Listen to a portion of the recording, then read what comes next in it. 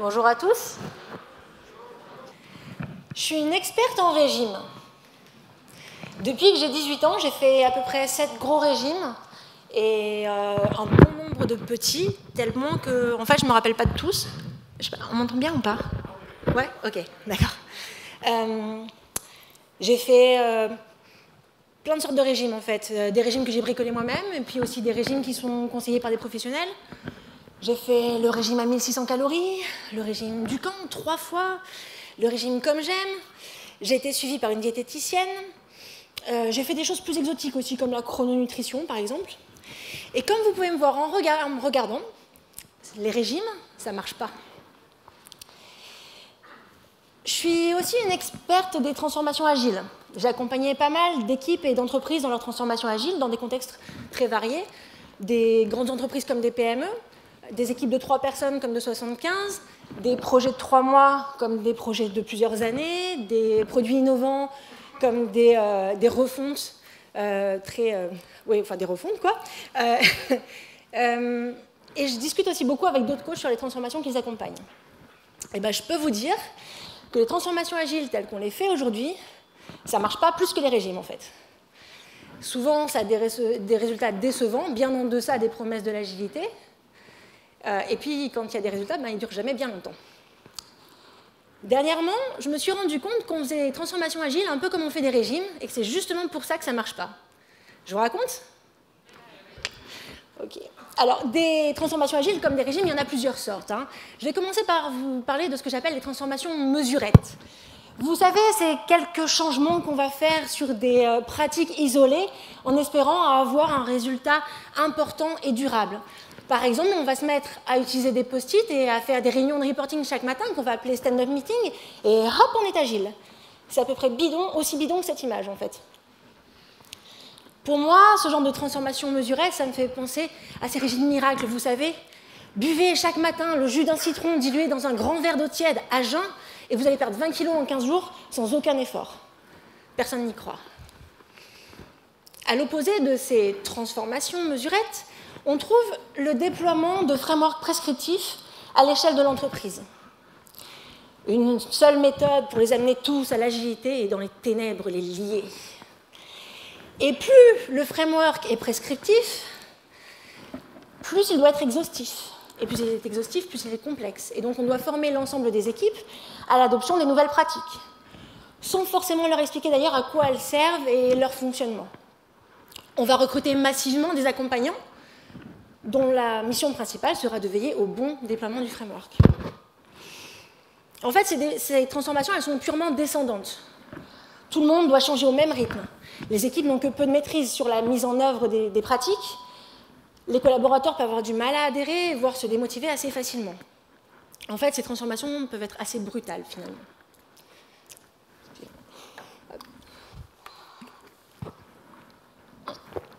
Ce genre de transformation, moi, ça me fait penser à la chirurgie bariatrique. La chirurgie bariatrique, c'est comme ça qu'on appelle la chirurgie de l'estomac. La chirurgie bariatrique, c'est un changement qui est brutal et profond et sur lequel le patient n'a que peu de maîtrise. Alors, en général, au début, il y a une phase qu'on appelle la lune de miel qui dure à peu près 2 ans où le patient va perdre énormément de poids et après, ça se gâte.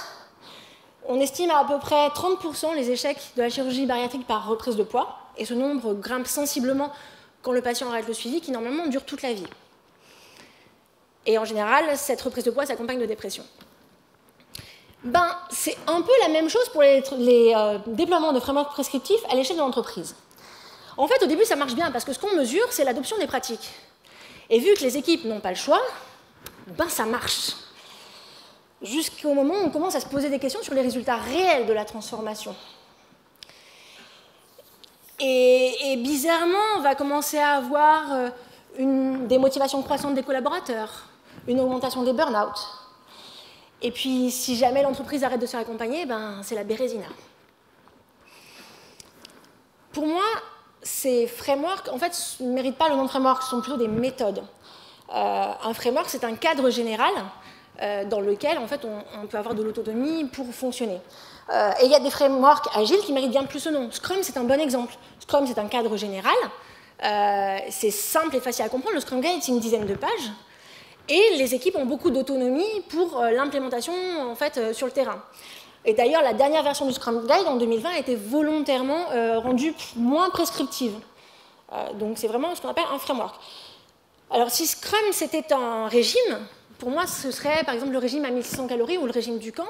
Ce sont des régimes où on a un petit nombre de règles, très simples et très claires, faciles à comprendre, et qui laissent beaucoup d'autonomie dans l'implémentation, dans la mise en œuvre. Ces régimes-là, ils ont une vertu éducative en fait parce que, comme les règles elles sont simples et claires, ça permet d'apprendre, de comprendre en fait les principes de base de la nutrition. Bon alors, je vous disais que Scrum est facile à comprendre, mais en fait, Scrum n'est pas si facile que ça à mettre en œuvre dans la vie réelle de tous les jours. Les équipes qui fonctionnent en Scrum, souvent, sont amenées à faire des compromis entre ce que dit le Scrum Guide, d'une part, et la vie réelle, le fonctionnement réel de l'entreprise, d'autre part. Par exemple, ce n'est pas fréquent d'avoir un product owner qui a réellement la maîtrise entière de son produit. Ou encore, on peut entendre très régulièrement que c'est impensable de laisser parler des développeurs avec des utilisateurs.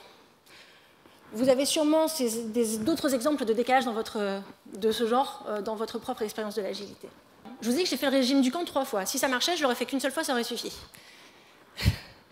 En fait, ces régimes ne font que changer nos pratiques alimentaires. Et c'est des changements en surface.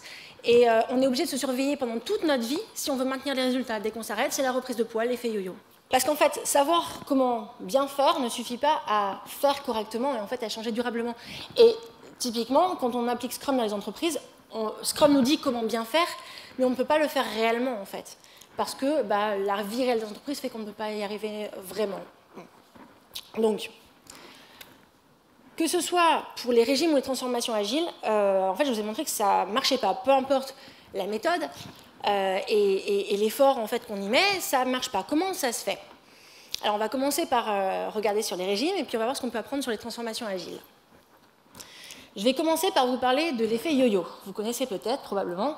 L'effet yo-yo, c'est je fais un régime, je perds du poids, le yo-yo descend, puis j'arrête de faire le régime, je reprends du poids, le yo-yo remonte. Puis comme j'ai repris du poids, je finis par refaire un régime, je reperds du poids, le yo-yo redescend, et ainsi de suite. Et comme en général, on reprend plus de poids que ce qu'on en a perdu pendant le régime, on est dans un cercle vicieux, en fait, qui n'a pas de fin. Voilà. Alors, jusque-là, je ne vous dis rien de nouveau, je vais essayer de rendre ça plus concret. Pour préparer cette conférence, je me suis plongée dans mes souvenirs et dans mes archives, et j'ai construit ma courbe de poids depuis mes 18 ans. En regardant la courbe, on se rend un peu plus compte de ce que ça veut dire, l'effet yo-yo, non? Je vais essayer de rendre ça encore un peu plus concret. Depuis mes 18 ans, si je cumule le poids que j'ai perdu dans tous mes régimes, j'ai perdu 90 kilos. 90 kilos, c'est ça. Sur la même période, j'ai repris 125 kilos. Je trouve que ça donne du corps aux données. Voilà, c'est ça l'effet yo-yo en fait.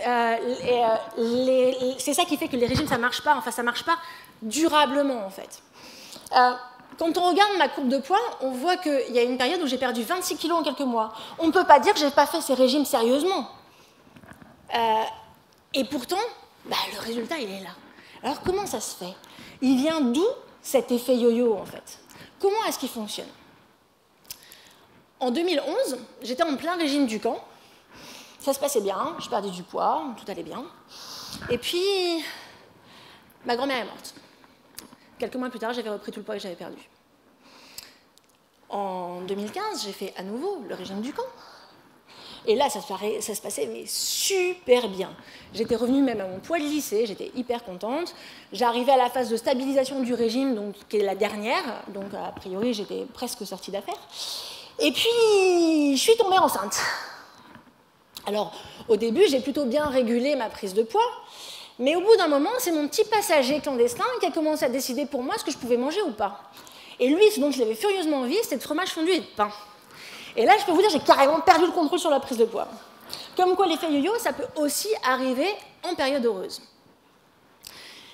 En gros, c'était toujours le même schéma. À chaque stress, burn-out, déménagement, c'était le retour de l'effet yo-yo et la reprise de poids. Et c'est ça, en fait, la leçon. Les régimes, ce n'est pas résilient. Au moindre stress, c'est la reprise de poids. Les régimes, ça ne marche que quand tout va bien, quand il n'y a pas d'imprévu, pas de galère. Mais vous savez quoi? Dans la vraie vie, ça n'existe pas, ça, ou en tout cas, ça ne dure jamais vraiment longtemps. Et encore heureux, parce que sinon, je crois qu'on serait royalement chiés, non? Donc, les régimes, c'est pas résilient.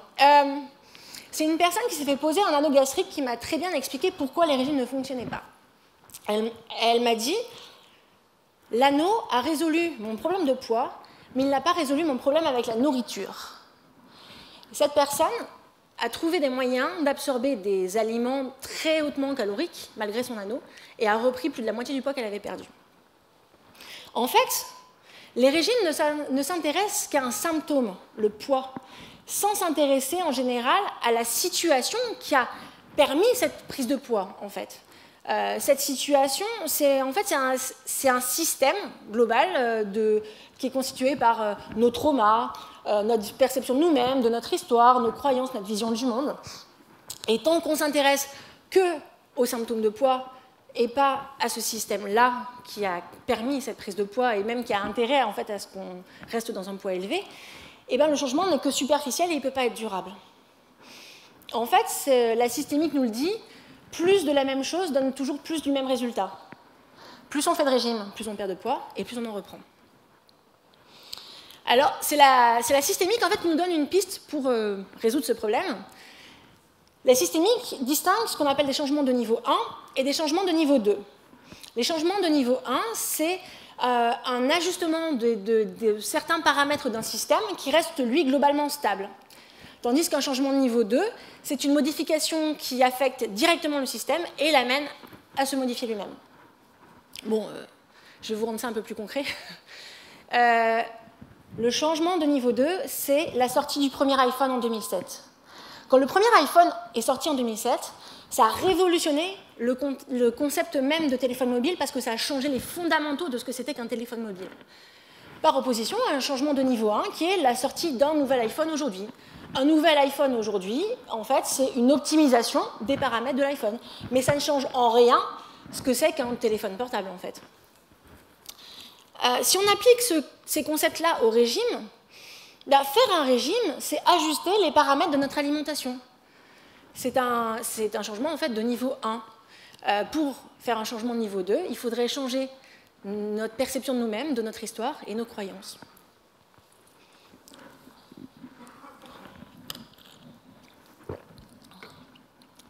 Alors, comme pour les régimes, les transformations agiles peuvent provoquer un effet yo-yo.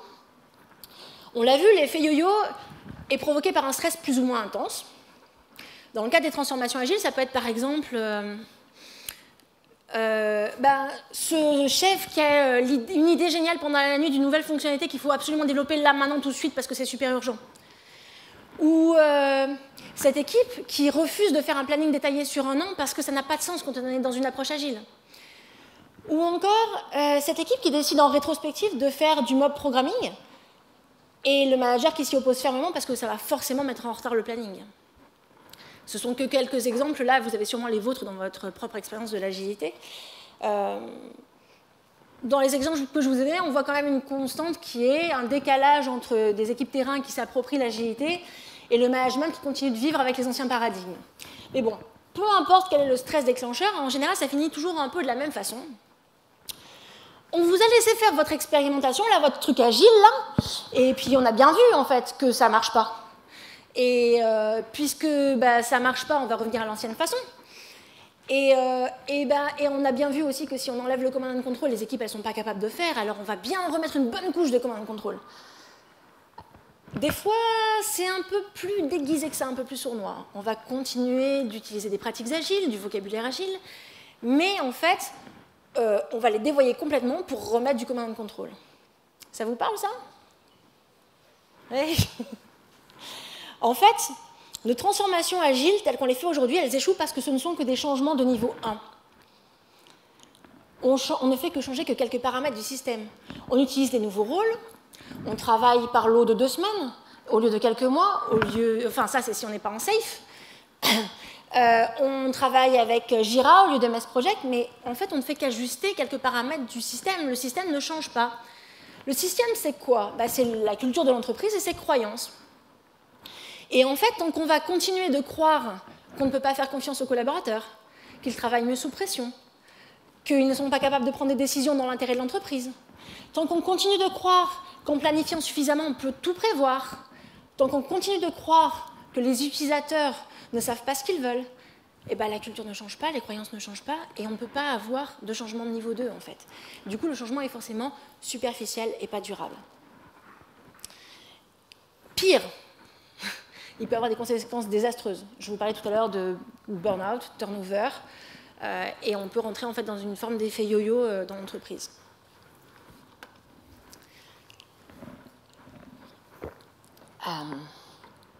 Bon, j'ai bien plombé l'ambiance. Ok, jusque-là, je vous ai expliqué en fait que les transformations agiles comme on les fait, et puis les régimes aussi comme on les fait, ça ne marche pas parce que ce ne sont que des changements de niveau 1 et que ça ne peut pas fonctionner de façon durable. Mais du coup, est-ce que c'est possible de changer durablement? Et si oui, comment on fait?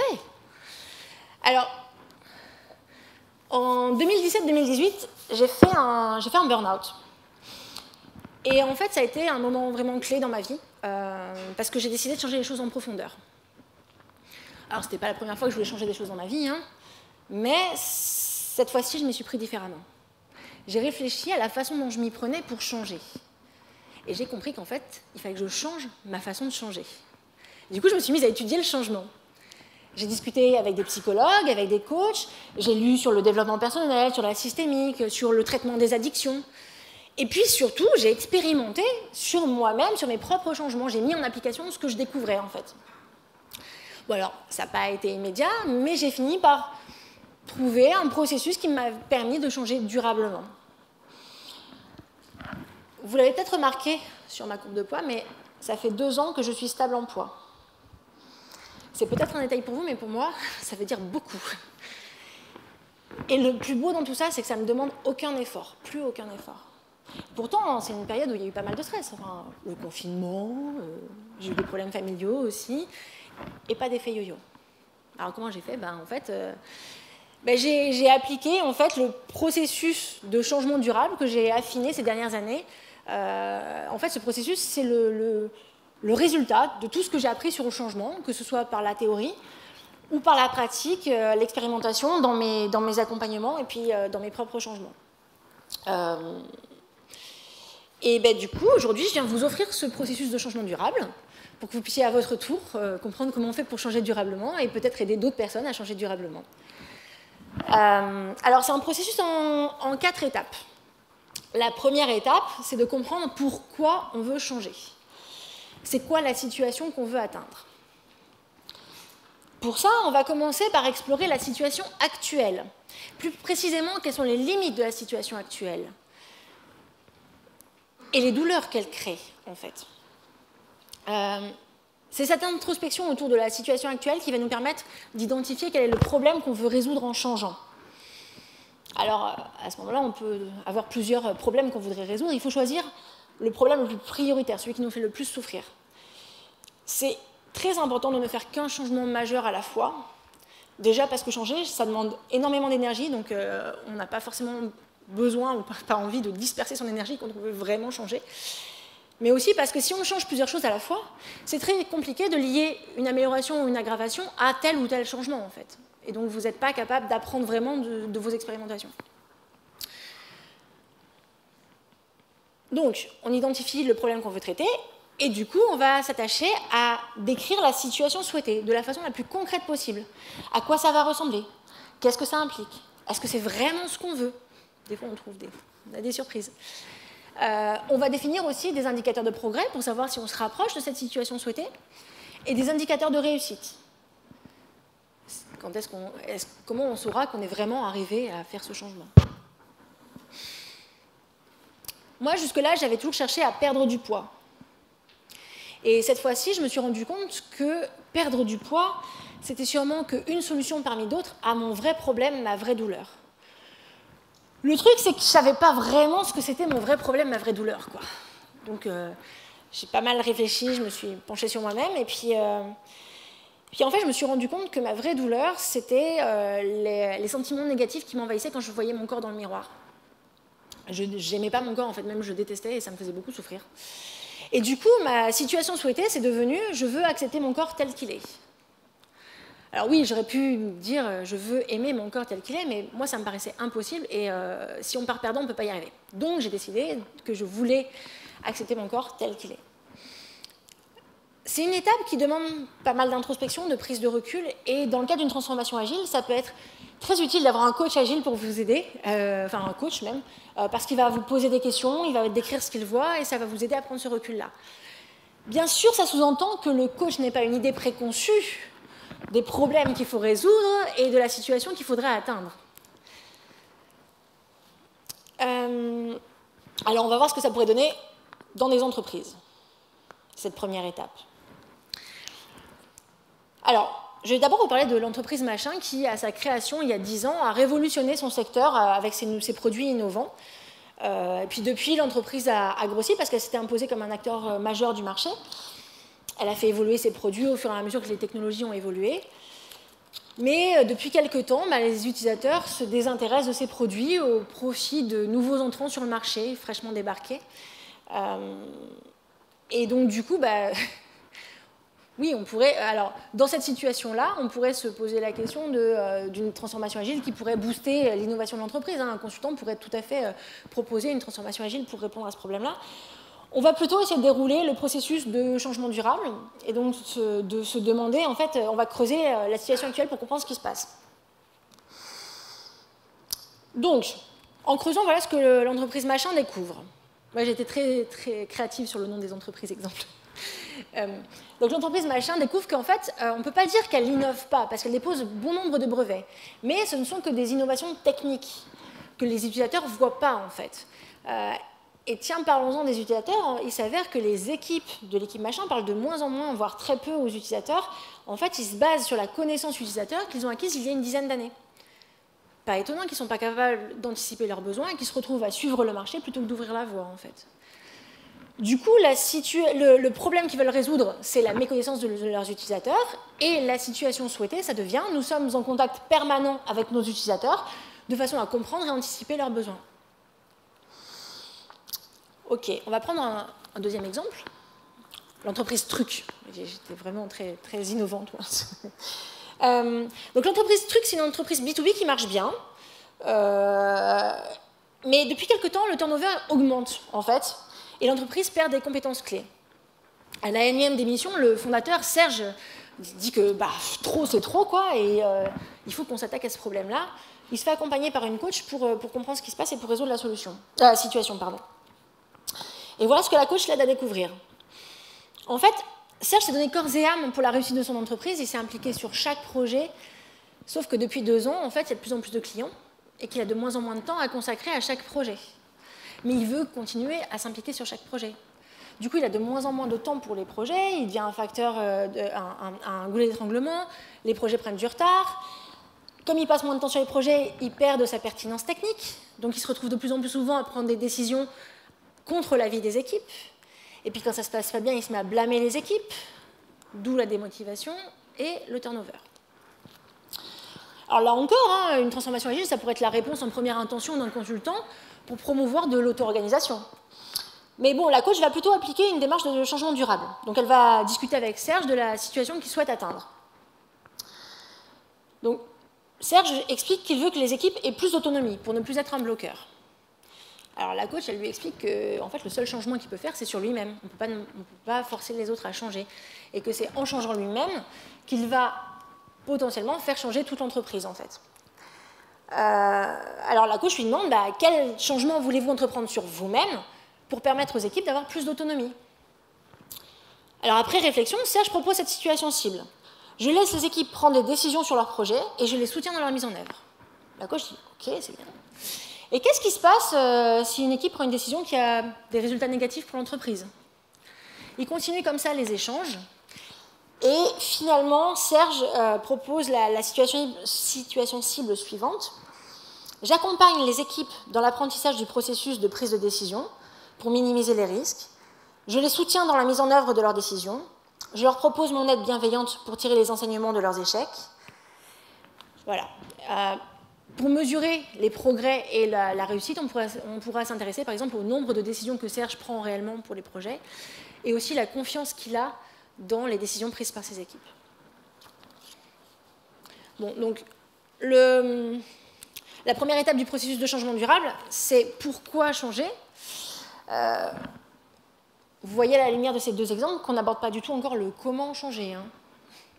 L'idée, c'est vraiment que la personne en demande de changement en fait, fasse le chemin à son propre rythme, en étant un agent conscient de son propre chemin. Et c'est que comme ça qu'il pourra changer durablement.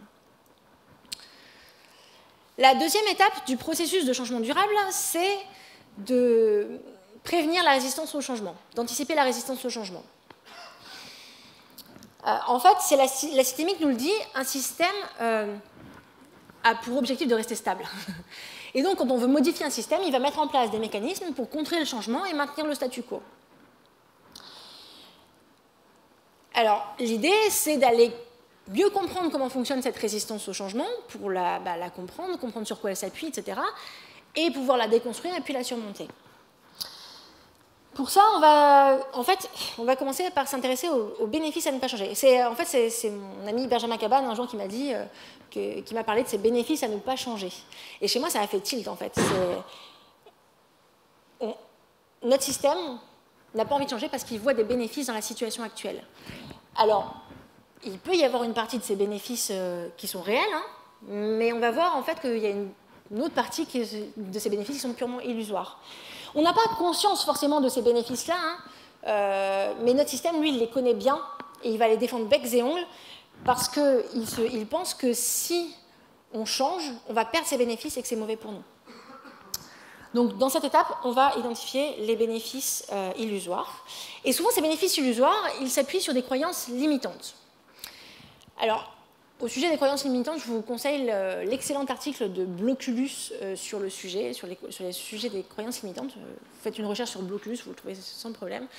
Ça explique très bien ce que c'est. Voilà. Oui. Quand je me suis intéressée à la parentalité positive, cette fois-ci, j'ai rajouté un élément à cette étape. Ça ressemblerait à quoi d'échouer. En fait, quand je lisais des livres ou des articles sur la parentalité positive, j'avais l'impression qu'il suffisait d'appliquer la pratique et ça allait couler tout seul. Et quand moi, j'arrivais pas, je galérais, ça marchait pas, je me disais que j'étais nulle, en fait. Parce que moi, j'y arrivais pas, alors que manifestement aussi, les autres, ils y arrivaient, ils disaient qu'ils y arrivaient. Et en fait, j'ai compris après que c'est pas que j'étais nulle, c'est juste que on parle pas de nos échecs, en vrai, dans notre société de la performance. Ou alors, il faut qu'ils aient une fin heureuse, genre on a une leçon de vie, on en a retiré une leçon de vie, ou on a atteint un objectif encore meilleur que celui qu'on avait manqué au début. Enfin, voilà. Sauf qu'à force d'être submergé par ce genre de messages, c'est très difficile de ressentir de l'autocompassion quand on galère à changer. Au contraire, on va plutôt éprouver de la culpabilité, voire de la honte. Et ça va nous paralyser, en fait, dans l'échec. Donc, moi, ce que je vous conseille... Ah oui, non, oui, ça va nous paralyser. Mais vous savez quoi, en fait? Tout le monde galère à changer. En vrai, tout le monde galère à changer. Ceux qui ne galèrent pas, c'est qu'ils ne changent pas vraiment. Ils font des changements en surface. Et tout le monde échoue de temps en temps, en fait. Ceux qui n'échouent jamais, c'est ceux qui n'ont jamais rien tenté. Donc, du coup, envisagez l'échec. Demandez-vous, ça ressemblerait à quoi d'échouer? Comment je saurais que je suis en train d'échouer? Et qu'est-ce que je pourrais faire? Pas pour imaginer à l'avance les stratégies que vous pourriez déployer si vous échouez, mais pour vous montrer que vous êtes capable d'imaginer un plan B, un plan C, peut-être même plus. Et du coup, si l'échec arrive, vous n'êtes pas paralysé, vous l'avez dédramatisé. Alors, moi, à cette étape-là, sur anticiper la résistance au changement, j'ai découvert des choses assez surprenantes sur moi-même. J'ai découvert qu'un de mes bénéfices à être grosse, c'était de ne pas tenter les harceleurs de rue. Ouais, je sais, c'est un bénéfice un peu illusoire quand même, qui était basé sur des croyances complètement bidons, comme les relous ne harcèlent que les jolies filles. Il faut être mince pour être jolie. Ça, c'est une croyance qui me vient de ma mère. Merci, maman. Je suis incapable de me défendre quand on me harcèle. Ça, c'est une croyance qui me vient de mes 18 ans. J'ai subi une agression et je n'ai pas su me défendre à l'époque. Mais aujourd'hui, ces croyances, elles sont complètement fausses, en fait. Et en les listant comme ça, j'ai pu déconstruire mon bénéfice illusoire. Alors, reprenons l'exemple de nos deux entreprises. Et voyons voir quelles croyances limitantes l'entreprise machin, donc qui peine à innover, pourrait voir émerger dans son introspection. Alors, par exemple, un utilisateur qui ne se plaint pas est un utilisateur satisfait. Mais oui. Un feedback négatif est une mauvaise chose. Les utilisateurs sont toujours mécontents de quelque chose. Si on leur demande, ils finiront bien par trouver la petite bête. La recherche utilisateur, ça prend du temps et de l'argent. Nous sommes nous aussi des utilisateurs, on n'a pas besoin de recherche utilisateur. Les utilisateurs ne savent jamais ce qu'ils veulent. Toute ressemblance avec une situation réelle ou ayant existé serait purement pas fortuite du tout, je vous rassure. Si on reprend l'entreprise Truc maintenant, avec Serge qui veut plus d'autonomie pour ses équipes, voilà le genre de croyance limitante qui peut voir émerger dans son introspection. Je prends de meilleures décisions que ce que les équipes sont capables de prendre. Il existe une seule meilleure décision. Je peux connaître à l'avance le résultat d'une décision et savoir du coup si elle est bonne ou mauvaise. Ça va plus vite si c'est moi qui décide. Bon, donc, les deux premières étapes du processus de changement, c'est comprendre pourquoi on change, puis anticiper la résistance au changement. La troisième étape, c'est s'équiper pour réussir. Donc, pour s'équiper pour réussir, on va commencer par aller déconstruire les croyances limitantes qu'on a identifiées dans l'étape d'avant. Pour ça, encore une fois, l'article de Bloculus est très bien fait, il vous aborde ce sujet-là en détail. L'idée générale, c'est d'aller explorer ces croyances en se posant la question, est-ce qu'il y a une fois dans mon expérience personnelle où cette croyance ne s'est pas vérifiée? Et du coup, qu'est-ce qui s'est passé concrètement? Qu'est-ce que j'ai fait différemment? C'était quoi le contexte, etc. Et du coup, ça va nous permettre de faire émerger en fait, de nouvelles croyances et qui seront des croyances soutenantes, celles-ci. On va aussi aller regarder ce qu'on fait déjà bien par rapport à la situation qu'on souhaite, histoire déjà de ne pas le perdre et de construire sur nos forces. Et puis, on va lister nos atouts pour réussir. Les atouts pour réussir, ça peut être des forces spécifiques de l'entreprise ou des compétences de personnes dans l'entreprise qu'on n'avait pas encore exploitées jusque-là. Moi, quand j'ai étudié mes régimes passés, je me suis rendu compte que quand je me fixe un cadre, je suis capable d'énormément de volonté pour le respecter. Je suis quelqu'un de très organisé. J'adore faire des tableaux, faire des fiches, tout ce qui me permet de me faciliter la vie et de mesurer mes progrès. Je suis très lucide à propos de moi-même, en fait. Je n'ai pas peur d'aller fouiller dans des recoins sombres de ma personnalité et j'adore comprendre comment je fonctionne. Tout ça, ce sont en fait des super atouts pour changer durablement. Et du coup, en fait, ça m'a permis de construire des croyances soutenantes cette fois-ci. Alors, on va reprendre encore une fois l'exemple de nos deux entreprises. L'entreprise machin. Donc voilà le genre de croyances soutenantes qui peuvent émerger pour l'entreprise machin, donc qui veut mieux connaître ses utilisateurs. Les utilisateurs apprécient qu'on prenne en compte leur avis. Plus tôt on reçoit un feedback négatif, plus facile et plus rapide c'est de le prendre en compte pour améliorer le produit. Ce qui coûte cher, c'est de sortir un produit qui ne rencontre pas sa cible. Et un que j'aime particulièrement beaucoup. Ce n'est pas à l'utilisateur de savoir ce qu'il veut, c'est à nous de l'écouter attentivement, d'écouter ses douleurs et de lui proposer des solutions. On va prendre maintenant l'exemple de l'entreprise Truc. Et donc, Serge qui veut plus d'autonomie pour ses équipes. Voilà le genre de croyances soutenantes que Serge peut construire. On ne peut pas tout prévoir. Il vaut mieux chercher des solutions que des coupables. Décider, ça s'apprend. Avec les bonnes informations, les équipes sont capables de prendre les bonnes décisions. Il est possible qu'une équipe prenne une meilleure décision que celle que moi j'aurais prise. Alors, les trois premières étapes dont je vous disais, c'est comprendre pourquoi on change, anticiper la résistance au changement, s'équiper pour réussir. Jusque-là, on n'a pas du tout parlé de comment on va changer. Pas de solution, de méthode, de pratique. C'est-à-dire que dans une transformation agile, à ce stade-là, on est d'accord qu'on n'a pas encore parlé d'agilité, de framework ou quoi que ce soit. Je dis ça, je dis rien, mais je le dis quand même, quoi. Mais rassurez-vous, on va en parler maintenant. La quatrième étape et dernière étape du processus de changement durable, c'est expérimenter.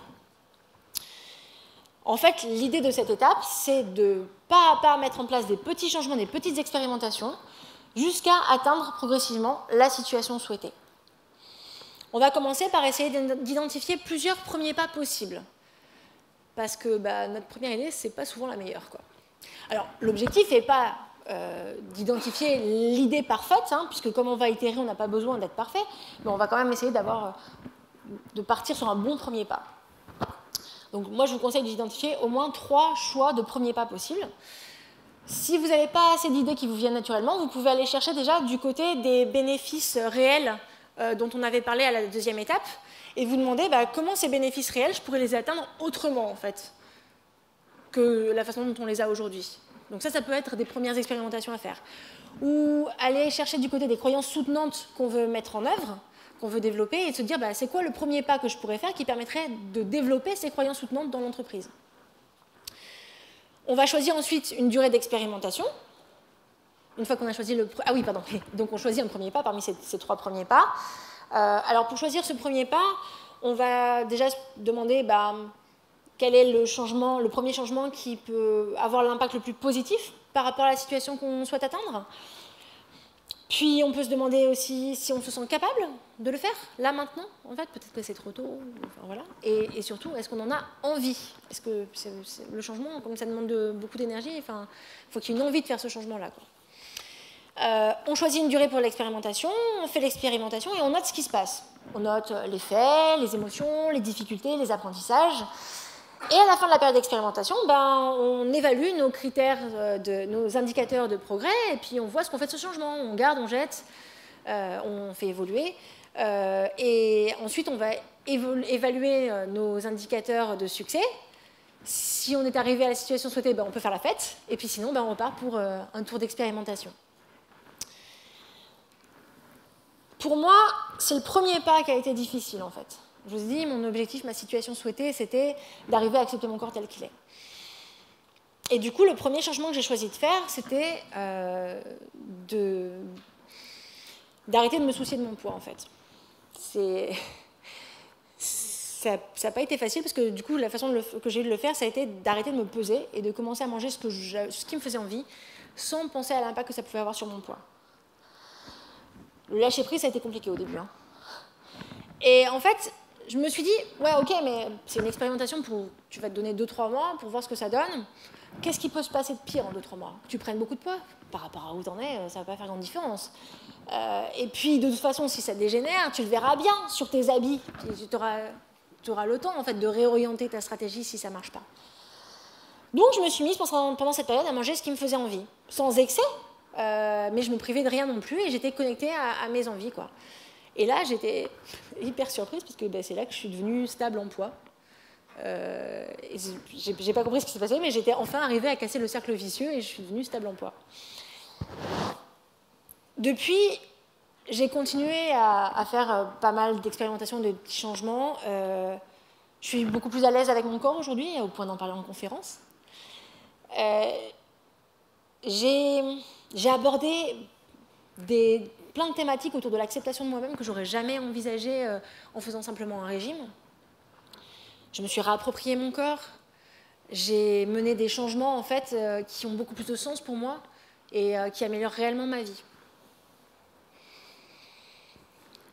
Alors, on va voir ce que ça donne pour quelles expérimentations nos entreprises exemples pourraient faire dans le cadre de ce processus de changement. Alors, si on prend l'entreprise Machin, donc qui veut mieux connaître ses utilisateurs, voilà quelques exemples de premières expérimentations possibles.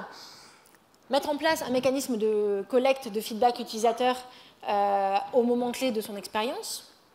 Ou encore contacter les anciens utilisateurs pour comprendre pourquoi ils ont abandonné le produit. Ou encore organiser un brainstorming avec un groupe d'utilisateurs pour réfléchir au prochain produit. L'entreprise Truc, maintenant. Alors Serge, il a bien retenu ce que lui a dit sa coach, hein. Il doit commencer par changer lui-même pour que l'entreprise change ensuite. Les premiers pas seront donc forcément des changements personnels. Voilà quelques exemples de premiers changements qu'il pourrait expérimenter. Ne pas intervenir de lui-même dans les projets. quand on lui demande de décider, commencer par demander l'avis de l'équipe, puis appliquer son processus de prise de décision à voix haute sur la proposition de l'équipe. Ou encore, prendre un mois de vacances.